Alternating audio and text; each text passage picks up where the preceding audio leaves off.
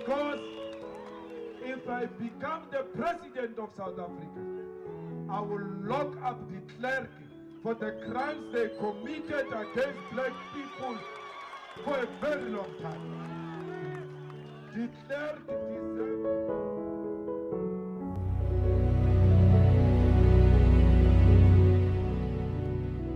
Welcome to African United. Each one teach one. Please subscribe to our channel and hit notification button for the future updates. Thank you very much in advance. The klerk was kicked out from the American Bar Association. This came after the son of Fort Kalata laid a claim against the klerk, said the klerk had a hand over the death of his father. Not only that, Julius Malema, he also spoke about the injustice that the klerk caused during the time of his era. So let's listen to what Julius Malema said about the klerk. Klerk thinks that he can stand up to lecture us about incitement. He has not incited the klerk. He presided over the killing of our people. And the klerk must know that every evening when he sleeps, he must pray that Malema must never be a president of South Africa. Because if I become the president of South Africa, I will lock up the klerk for the crimes they committed against black people for a very long time. The klerk deserves to be in jail. The klerk deserves to rot in jail. The klerk was never punished for the killing of black people. Who is the klerk to lecture me about democracy? A murderer? I will never listen to the klerk. My wish is to see the klerk in prison. My wish is to see the klerk suffering for a very long time for the crimes they committed against black people. They were never punished for that. Hey, the klerk, I'm not the one who introduced reconciliation. I am not for reconciliation. I am for justice. There is no reconciliation without justice. And justice is the return of the land. There will never be justice if the land is not returned. Don't talk to me about peace. There's no peace without justice. Justice is the return of the land. There will never be peace at the expense of justice. All what they see from us, we are just pretending. Our smiles are not genuine. We are hating inside. We have lost our loved ones. They were buried in unidentifiable graves. Our sisters, our brothers were killed by the klerk, by water, by Malan. They were buried in graves which cannot be identified today. And they said to us, we must forget and move forward. We will never forget until the bodies of our loved ones are returned to our families and they are buried with dignity. The klerk is not me who's speaking. The klerk, you are not troubled by Julius Malema. You are troubled by the spirits of those who died, who were killed by your government, who were buried in unidentifiable graves. I'm fighting for those people. I want justice for those families. I don't have anything against white people. But I have a problem because black people are suffering in this country.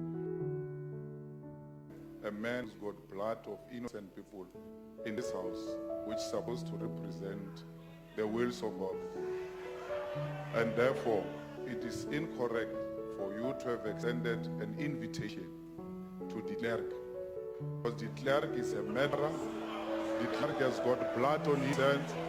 The people of Buipatung are turning in their graves. And the clerk said that apartheid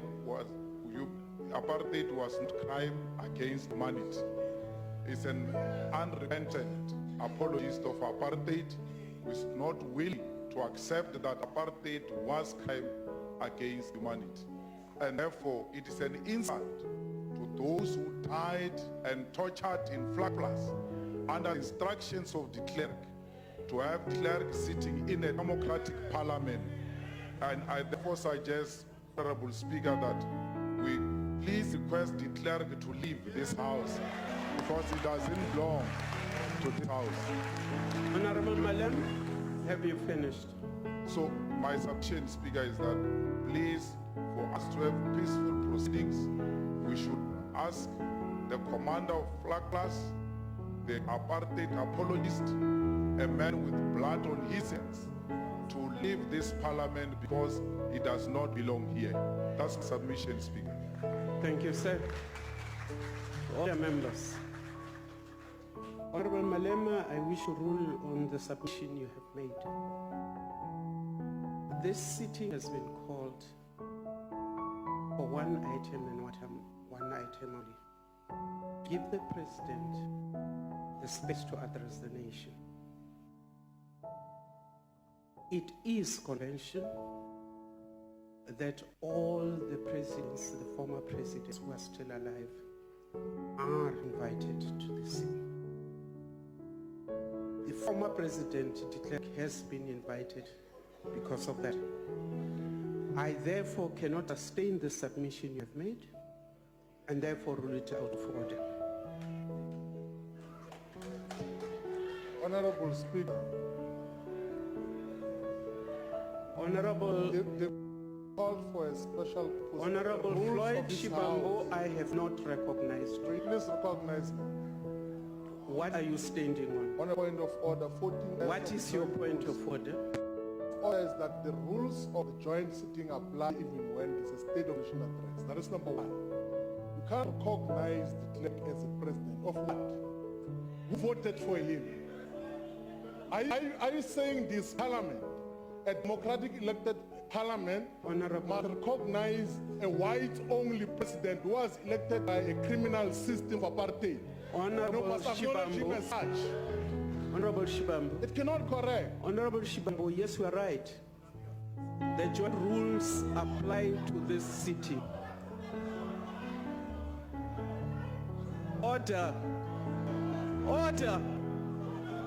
Order. You are right. The rules apply. And the rules apply, and those rules have never been questioned. History of this country is there for everybody. We recognized that there was an apartheid system. We also recognized that it was a system that brought us all into this house. And therefore that submission, that point of order is not sustained. Speaker. What are you standing on? On a point of order. What is your point of order? Accept that you as a presiding officer has made a mistake by inviting the clerk. So clerk must go. Like you've been making mistakes. Please take your seat. We have not made any... Can you ask that? Please take your seat, Honorable Member. We have not made any mistake. Take your seat. Honorable Speaker, you are talking about history. What I'm telling you is not history. Honorable Malema, I did not recognize you. Please take your seat. Did I get interview last week? Honorable Malema, I did not recognize you. Please take your seat. On a point of order, Speaker. What is your point of order? Speaker, you just said yourself that it was apartheid. Who presided over apartheid? De Klerk. And just last week he said apartheid was no crime against humanity. So we were humans enough to be killed by apartheid system. And the person who presided over that system must come and be seated here Honorable with us Mente. after killing our fathers, Honorable Mente. after killing our brothers and mothers Honorable and sisters. Mente, please take your seat. No. You are taking your seat. On a point of order, Speaker. Honorable members, we going to go on and on and on the matter of the presence of former President de Klerk. Speaker. May I then tell this House Speaker. that the presence of former President de Klerk in this House is proper because we have done it in terms of the rules. We have always been open about former presidents and former leaders of this House, and therefore delaying the business of this House tonight on the matter of former President de Klerk is not going to help us. So may I suggest that I will not take any further points of orders on this matter. Speaker. Honorable Ndosi, if you address me on a different point, not on the matter of former President. I'm afraid, Speaker, you have a constitutional obligation to respect the rules. Do not make them as your own. There is no such a rule that you are anticipating what I'm going to stand on and rule on it in anticipation. That's number one. You are a commander of Mkhonto Wesizwe. You ANC members sitting here, you told us, you said we must reconcile with these people because they accept the mistakes that they've made. That is history, that's okay. We're not talking about history. We're talking about last week. De Klerk takes platform in front of the whole world and says apartheid was not a crime against humanity. You must be ashamed sitting here clearing hands. ANC people, you must be ashamed. Honorable, no one is even raising us. Yeah. Speaker, no one is even raising a substantial argument in relation to what we are raising. You are busy clapping hands. Honorable Ndlozi. De Klerk is an apartheid Honorable Ndlozi. not 1990, Honorable Ndlozi. 1994. My rulings Yesterday. Take your seat. I am very, very clear and simple.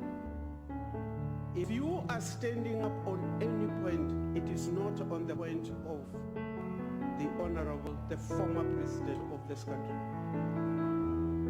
I am not going to go on and on the matter of former President de Klerk.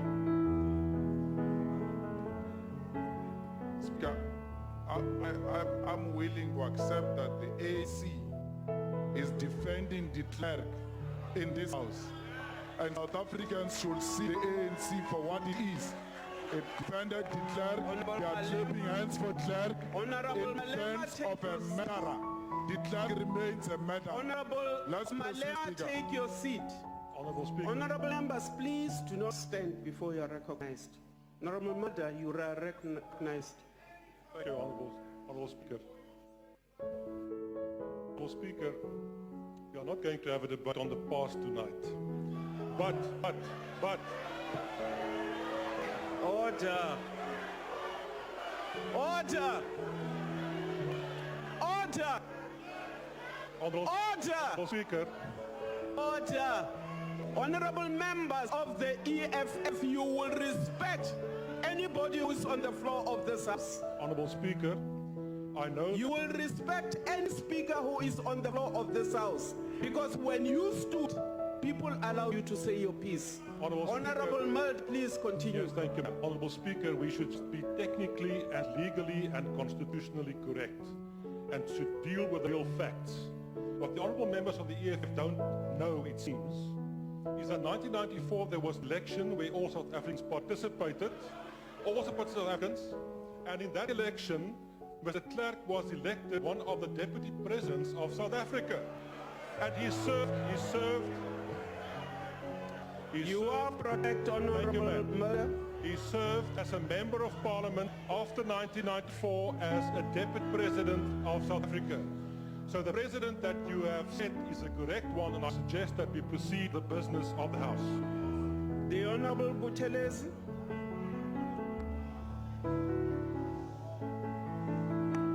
Honorable Speaker, Honorable Chairperson of the National House of Provinces, Your Excellency, our President, Honorable members, I was wondering, Honorable Speaker, whether we can have our say, and the only way we can have our say is put the matter to the vote, so that all of us can have a say on the matter. Then we can all have a say on the matter, because we all want to have a say on the matter. Speaker, I want to second the motion that we vote on the clerk. Let's vote and see who's going to vote for the clerk to sit in this house. Today, we'll know who was a spy. The spies are going to be exposed. Let's vote. Honorable members, I have not yet responded to Honorable Buteli's. Order. Order. Honorable members. Order.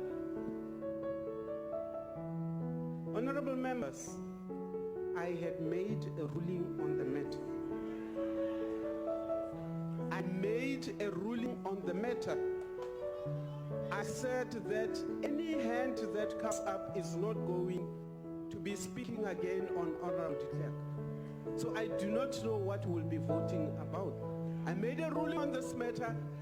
Honorable Speaker, I'm sending in terms of joint rules of both the National Assembly and the National Council of Provinces the new proposal on the floor that says, let us vote on whether the clerk and matter must be here or not. So we're seconding that motion. No one's opposed it. And motions can be raised in a joint sitting. So let us vote on whether the clerk stays here or not. It's as simple as that. Thank you. Can I take you back to the rules, the joint rules?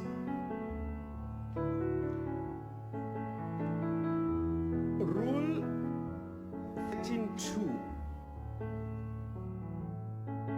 says no vote or decision may be taken by or in a joint sitting. I made a ruling on that matter. That matter is closed.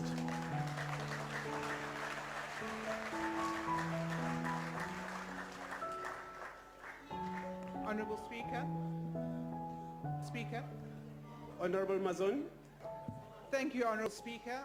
Honourable Speaker of the National Council of Provinces, I would like to rise point 14S of the joint rules. In terms of our constitutional right, everyone in this House has the right to hear the President deliver the State of the Nation. And as such, I would like the Democratic Alliance's constitutional right to be upheld, and we would like to proceed with the matter of hearing the State of the Nation address from the President. Honourable members, I agree with the Honourable Member. There is one item on the agenda. It is that the President addresses the House and the nation. Can we proceed with the business of this House? The Honourable, do you still want, you are fine? Can we proceed with the business of this House? Thank you very much.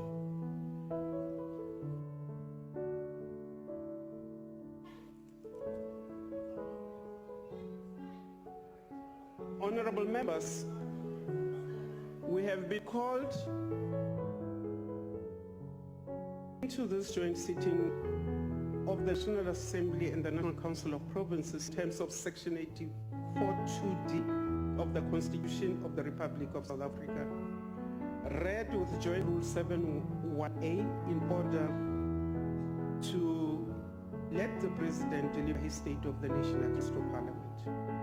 I shall now call upon the President to address the joint sitting.